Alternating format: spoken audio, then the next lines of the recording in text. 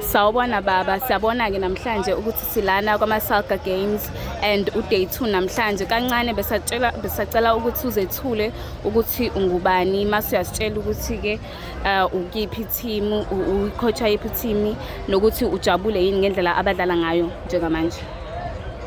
Yeah, ngiyabonga sisi wami.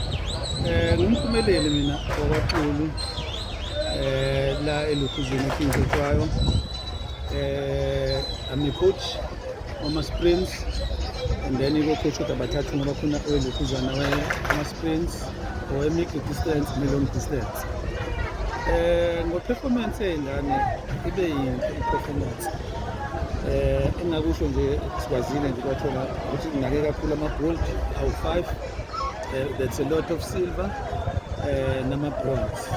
Izolo sivale ngelokhuzana nama-relay.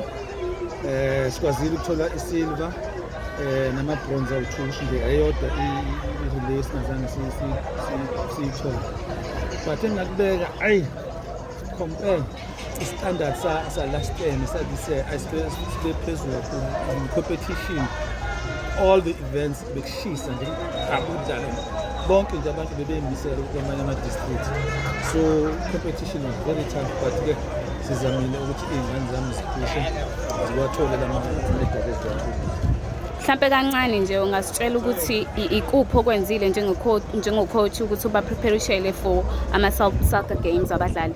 Kusho ukuthi esikwenzile ngizoqala nje from ama-selections. Sayi-selecta i-team ngo-October. So into esdisturbile kakhulu some of the athletes la matrics. So for trainer bengatrain kodwa sikwazile ukuqala ama-training session ngomhla ka-25 nangomhla ka-26. Saphinde futhi nge-weekend elandelayo umhla ka-2 and 3 sase siyatraina, and then emva kwakho sathola futhi esinye isikhathi la King Cetshwayo asorganizele i-camp where all our athletes i-team icampile from Monday up to kufika isikhathi sokudlala kwelokhuzana to compete.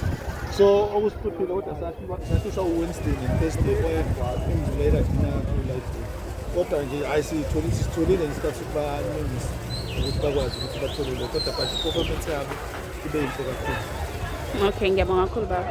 Okay, thank you.